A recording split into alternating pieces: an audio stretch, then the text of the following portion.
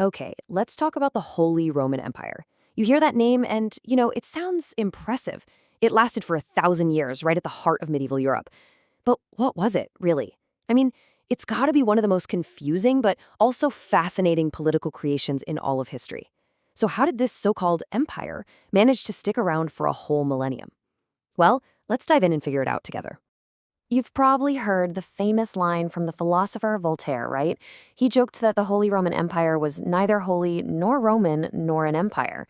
It's a great zinger for sure, but is it actually true? Is it fair? You know what? Let's use that exact quote as our guide for this whole explainer. It's the perfect way to start unraveling what made this thing so unique, so complex, and honestly, so misunderstood. So, to really wrap your head around just how different the empire was, all you have to do is look right next door at France. France was doing what you'd kind of expect a kingdom to do. It was building a strong centralized government with a king who passed the crown down to his son. The empire? It was going in the complete opposite direction. It was super decentralized, the leaders were elected, and it stayed this crazy quilt of different territories all the way until it finally ended in 1806. So the big question is, how in the world did it end up like that? All right, let's get into it. The story really kicks off in the ashes of another legendary empire, Charlemagne's. This is where it all starts, with the dream of reviving the glory of Rome. So, after Charlemagne's huge kingdom got split up back in 843, the eastern chunk, known as East Francia, started to go its own way. And then, a key moment happens in 911. The old royal family dies out. So, what do the powerful nobles do? Well, they decide they're going to start electing their king, which is a huge deal. Now, fast forward a bit and enter our main character, Otto I. In 955, he pulls off this massive victory, crushing the Magyar invaders at the Battle of Lechfeld. This makes him a hero, like the defender of the faith. And that sets him up for the biggest prize of all.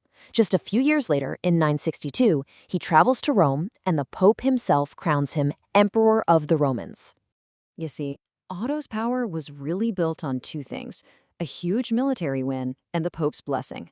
The Battle of Lechfeld, that secured the borders and basically turned him into a legend overnight. And the coronation in Rome, that gave him this incredible prestige, directly connecting his new, German-based empire all the way back to the legacy of ancient Rome. And that moment, right there in 962, that's what most historians say is the real beginning of the Holy Roman Empire. But here's the thing.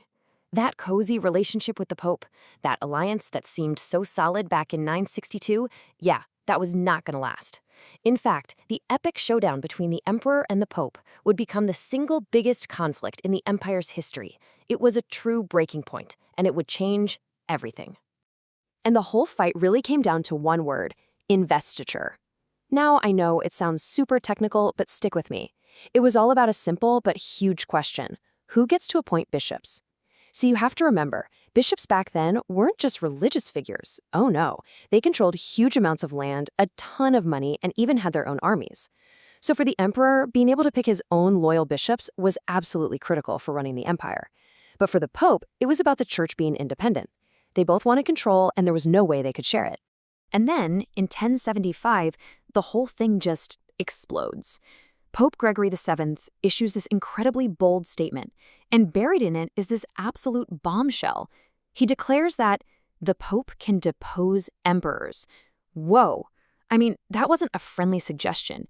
That was a direct challenge, basically throwing down the gauntlet to the emperor at the time, Henry IV. Well, Henry wasn't about to back down, so what does the Pope do? He excommunicates him. He basically fires him in the eyes of God, which also meant that all of Henry's subjects no longer had to be loyal to him. As you can imagine, his nobles saw their chance and started to rebel.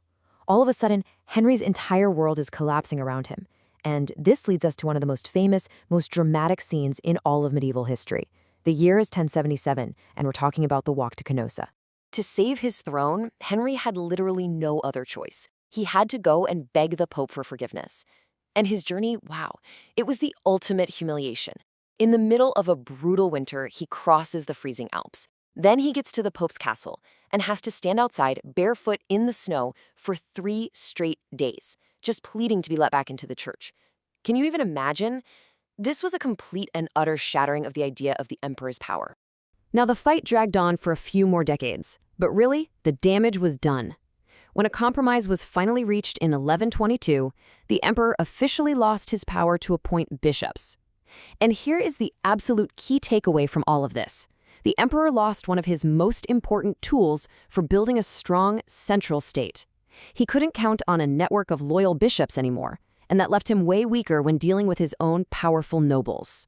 But this new weakness didn't cause the empire to just collapse. Instead, it led to something completely different.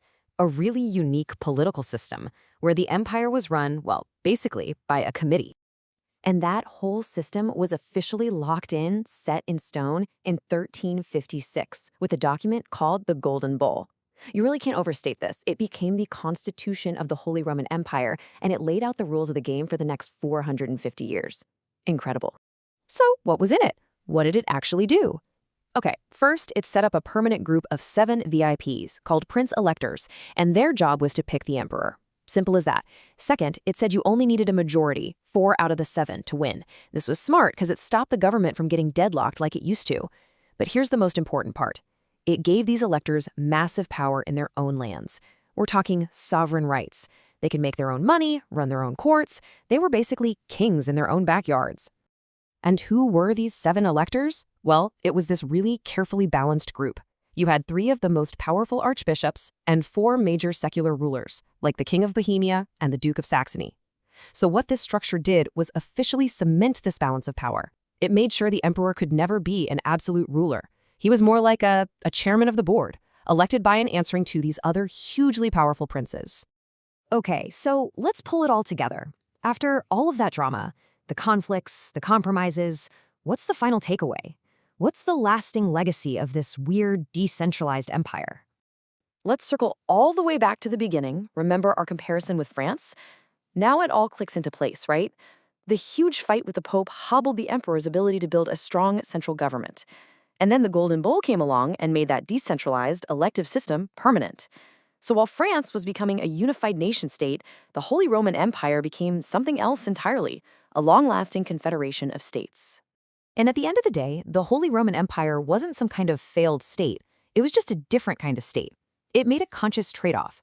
It chose stability over centralized strength.